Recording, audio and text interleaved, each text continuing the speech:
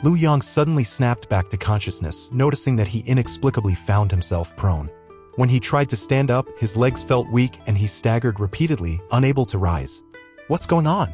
Lu Yang wondered, unable to understand how practicing his fist technique could go so awry. He had always considered himself highly talented in martial arts. How could there be a problem? A sense of foreboding washed over him. Using both hands and legs, he clung to the edge of a water tank.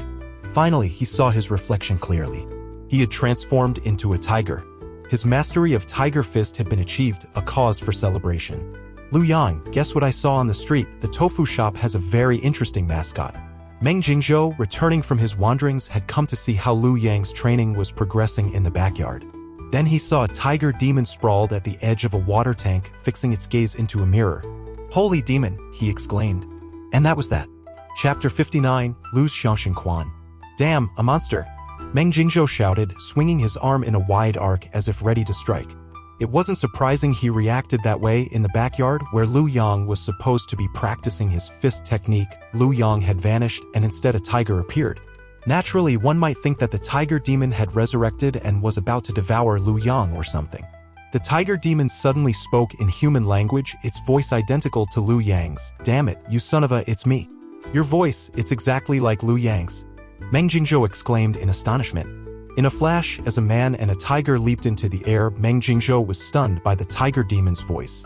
Before he could react, Lu Yang landed a swift claw strike on him, slamming him to the ground.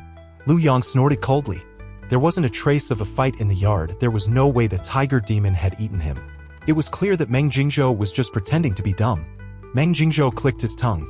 Earlier, Lu Yang hadn't actually struck him. For someone with such thick skin and muscle, it was nothing.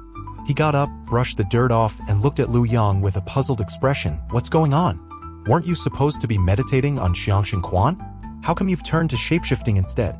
Wait a bit, I need to figure out how to change back, grumbled tiger form Lu Yang, scratching his head in frustration.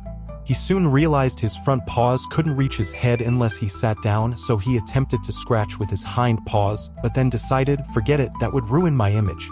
Tiger Lu Yang bared his teeth and grimaced. Who would have thought that practicing fists could lead to so many mishaps? In hindsight, his sword techniques had at least remained normal.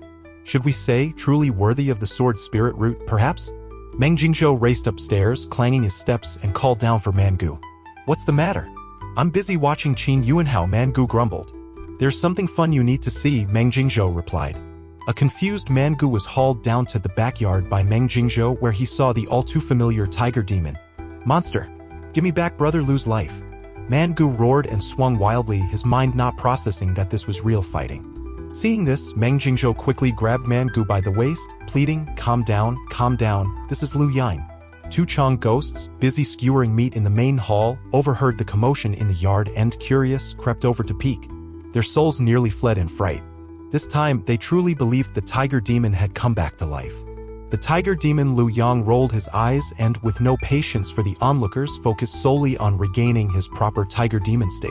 He closed his eyes and recited the restoration incantation 3 times. When Lu Yang finally opened his eyes, he had reverted to his original form. After all the commotion, the 3 finally sat down to reflect on what had just happened. The 2 Chong ghosts heaved a sigh of relief and returned to skewering meat. Tonight's business is bound to be better than yesterday. We'll need to skewer more meat, someone remarked. Here's the thing. I was practicing Xianxia Quan just now, Lu Yang began slowly. At the mention of Xianxia Quan, Mangu's worldview took a hit and he blurted out, are you practicing Xianxia Quan or Morphing Quan? As the sage said, reading thousands of books is not enough, you must travel thousands of miles.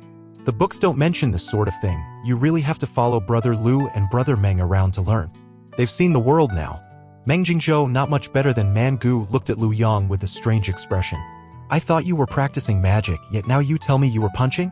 Who in their right mind can train in martial arts and get an effect like yours? Originally, Meng Jingzhou thought that Lu Yang's recent cultivation of the ghost banishing technique, which even let him project his yang spirit outside his body, was bizarre enough. He never expected something even more outlandish. Lu Yang defended himself passionately, sharing his unique insight on Xianxia Quan. You see, the essence of Xianxia Quan is to mimic animals, tiger fist, monkey fist, crane fist, and so on, to imitate tigers, monkeys, and cranes, right? Meng Jingzhou and Mangu nodded. Lu Yang continued, exactly, so the closer you mimic them, the better the effect and the greater the power, right? They both nodded again. I've just been around tiger demons, so I'm most familiar with Tiger Fist. It's the fastest to learn and the most accurate, right? Again, both nodded. Based on that, I practiced with the idea of mimicking them so well that, as I punched, I transformed into a tiger. Doesn't that sound reasonable? Before Meng Jingzhou could nod in agreement, he abruptly stopped himself, exclaiming, bullshit. The gap is far too huge. Man Gu, still dim-witted, simply nodded. Lu Yang spread his hands in exasperation. He was the most helpless of them all. He had followed the manual diligently, adding just a bit of his own insight. Why not you two give it a try? Maybe you'll learn to morph as well. Both Meng Jingzhou and Man Gu's eyes lit up with excitement. A chance to learn shapeshifting through fist training was irresistible. Even though shapeshifting was typically practiced by those sneaky cultivators, learning one more skill wouldn't hurt. Who knows when it might come in handy. With Lu Yang, the master of fist techniques, guiding them, the two soon learned Tiger Fist. Their punches became forceful and swift, exuding an air of authority. However, the crucial art of actual transformation just wouldn't come. They simply couldn't master it. As the two practiced their fists, Lu Yang also kept busy. Watching their movements, a new idea began to form in his mind. Xianxia is a martial art based on imitation. Why restrict ourselves to imitating animals? Why not imitate humans as well? That thought burst forth like an unbridled wild horse, impossible to rein in. The premise of Xianxia is that you must be thoroughly familiar with your subject of imitation. Seeing the two deeply focused on their practice, Lu Yang's eyes lit up. Here was the perfect example. He had already grasped the core essence of Xianxia. It was time to innovate. Only by discarding the old can we make progress. Without further ado, Lu Yang set to work.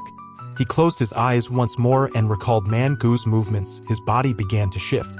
Man Gu, while in the midst of punching, watched Lu Yang's every move, feeling an uncanny familiarity. He couldn't quite recall where he had seen it before. Isn't that me? Man Gu quickly reacted, confused about what Lu Yang was doing. Lu Yang, lost again in his mystical insights, gradually transformed. Astonishingly, he became a duplicate of Man Gu. Haha, success, I knew my hunch was right. Lu Yang laughed heartily while sporting Man Gu's face, an image that was deeply disconcerting. Man Gu, what the hell just happened? In the blink of an eye, he had become himself? How does this differ from the Xianxia he remembers? Can Xianxia really mimic a human? Brother Man Gu, you're still laughing like that. Damn it, is that the real or fake Man Gu? While practicing, Meng Jingzhou heard a different laugh and instinctively sensed something amiss. Turning around, he was stunned to see, good heavens, two Man Gus. No, the new Man Gu that just appeared is Lu Yang's transformation.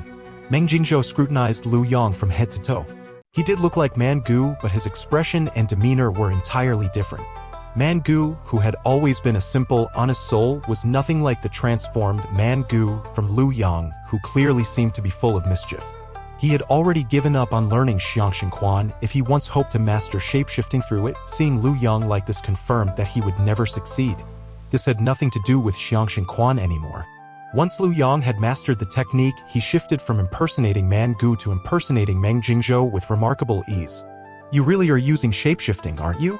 This is Lu's Xianxia. Lu Yang crossed his arms behind his back and tilted his head upward at a 45-degree angle, exuding the air of a martial arts master. Don't ask why Lu Yang, who transformed from a tiger demon into a human, even gets his clothes. This is a serious novel. Chapter 60, The Constable and the Thief. I, with my Lu's Xianxia, possess profound and extensive skills, not something that a single root cultivator like you could ever fully comprehend.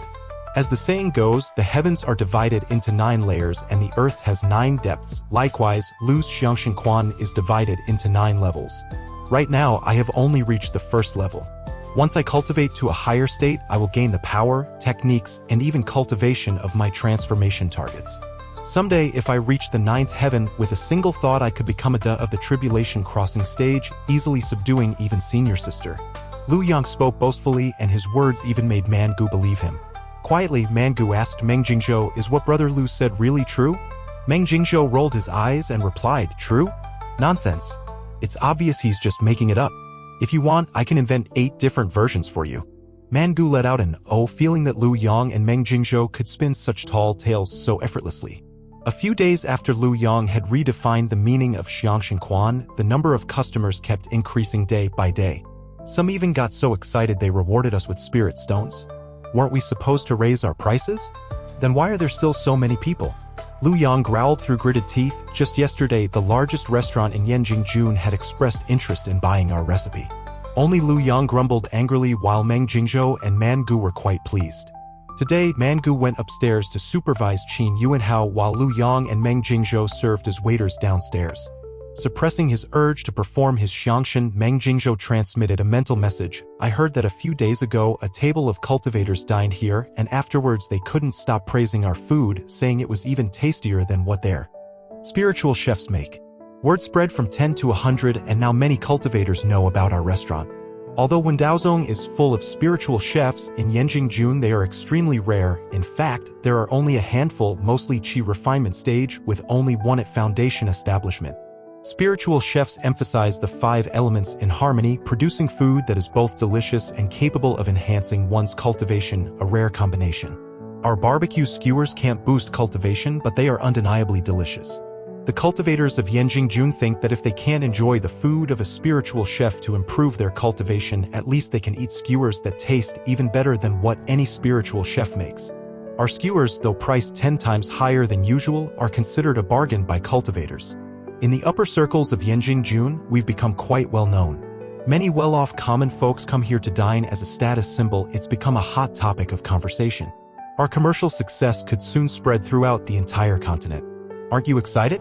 I'm excited as heck, Lu Yang replied with a dismissive eye roll, welcoming the new customers. Boss, the ground floor is completely full, can't we use the second floor? Asked a customer who noticed that the second floor was lit up and seemed like a good spot. The second floor is under renovation and not open to customers. Please accept our apologies, Lu Yang explained. Even though he didn't intend to expand the barbecue shop into a large chain, Lu Yang remained fully dedicated as a waiter with no thoughts of slacking off. The customers, with no other choice, obediently lined up at the back. Haha, we finally got a table. Boss, I've brought my brothers again. A group of constables dressed in black casual clothes entered the barbecue shop. Their waist badges and long knives clearly identified them, exuding a strong air of authority. Those queued behind them kept their distance, naturally intimidated. Head Constable Wei, you're here. Lu Yang laughed as if he were well acquainted with them. These men were the constables of Yanjing, led by one with the surname Wei, a bearded man with a commanding voice, nicknamed the Iron-Faced Constable. He was no pushover, he had attained foundation establishment, and even the members of the demon cult preferred not to cross him, fearing the trouble that would follow. The other constables weren't ordinary either, the lowest among them had reached the 6th layer of qi refinement. In the world of Xianxia, one cannot be a constable without any cultivation. This was already the 4th time Head Constable Wei had visited. Over time, Lu Yang had become quite familiar with him. Originally, some people, proud of their superior cultivation, tried to cut in line. But once they learned that Head Constable Wei frequently dines here for supper, they dared not show off. Just as your shift ended and the changeover began, I brought my brothers here to chow down on skewers. And you know what? Your barbecue really is something special. Once you taste it, you'll never forget it, Head Constable Wei said, slapping his lips as thoughts of the delicious skewers made his mouth water. Being a constable isn't easy, only on duty every other night, Lu Yang remarked as he led them to a private room. Once inside the private room, Head Constable Wei and his men took off their coats. Ah, it's so troublesome lately, I don't know what's going on, but many cultivators have been pouring into Yanjing. They don't seem like the good kind, they're putting serious pressure on public security. The county governor has repeatedly ordered that no disturbances occur. I have no choice but to patrol more with my brothers. After our patrol, I come here to reward them. Seeing that Lu Yang was quite busy, Head Constable Wei didn't press further and began ordering food. Are we ordering the same set as last time? Lu Yang asked. Previously, Head Constable Wei had ordered the same skewers 3 times in a row. This time, I'll order some new items. Last time I wanted to try them, but my brothers stopped me. I want 10 skewers of grilled eyes, 10 skewers of roasted silkworm pupae, and 10 skewers of centipede, Head Constable Wei declared before ordering Lu Yang to prepare them immediately, not giving his men a chance to object. His brothers groaned in unison, just hearing those items, they couldn't imagine them being edible. Look at you all, so pampered. One day, I'll take you out on a half-month-long mission in the wild without any fasting pills and see what you'll eat then. Once the barbecue arrived, Head Constable Wei and his men devoured it with gusto. It was incredibly delicious. Buoyed by their excitement, a few of his underlings began complaining bitterly. Damn it, lately those slippery little thieves keep stealing without leaving any clues. Surely it must be the work of cultivators, even a veteran wouldn't be so slick. I reckon it's those out-of-town cultivators. Once we catch those bastards, I'll whip them with my cane 180 times and throw them into the water jail. Despite the thieves' rampant misdeeds, they couldn't be caught, leaving Head Constable Wei humiliated. The county governor has ordered me to crack this case within a month. With his abilities, let him handle it himself. Today, these little thieves even stole from Mr. Li and Mr. Liu. Mr. Li is even a relative of the governor. Tomorrow, I'm sure the governor will put more pressure on me. In a nearby private room, a guest with the bearing of an elder spread out today's earnings on the table, saying today's haul was solid as usual. I'll take 40% and the remaining share will be divided evenly among all the brothers. The brothers cheered gleefully. It was a bountiful harvest today. Before coming here, I'd heard all about how formidable Head Constable Wei was, so-called iron-faced constable. But now look at him, he can't even get a whiff of our farts. That's way too harsh. After all, at least he can eat his own farts. This Li guy and that Liu guy are really from well-off families, especially that Ma fellow. His cultivation isn't high, yet he has plenty of good stuff. Come on, tonight, we'll feast and drink to our fill. I'm treating, and no one is allowed to sober up. Tonight, we'll drink until we're wasted. The thieves drank their fill, and one of them, after a trip to the restroom, mistakenly walked into Head Constable Wei's room upon returning. Ugh, boss, why have you all changed? You look so ugly now. What kind of drunken lunatic are you? Get out, one of the constables snapped impatiently. They were already busy trying to catch culprits, and now a drunk intruder was causing further trouble. That man, clearly in a foul mood, was about to be struck, but he wasn't a match for the constables, who in no time tossed him out. The constables noticed that the man seemed to have some cultivation, but they paid it no heed and returned to their drinking and complaining. That man felt aggrieved and went back to report his grievance to his boss. The thieves, already thoroughly drunk, upon hearing that their own had been bullied, became even more inebriated. Their boss, in a display of chivalry, pounded the table and declared arrogantly, "Good heavens, how dare someone bully me? Go tell those over there that if they're bold enough to come to me, then anyone who doesn't is a wimp." That concludes today's epic story from Xianxia Webnovel Audio. If you found the journey as thrilling as we did, please hit like, subscribe to our channel, and enable notifications for more mystical adventures. We're excited to hear your thoughts. Leave a comment below about your favorite part. See you in the next chapter.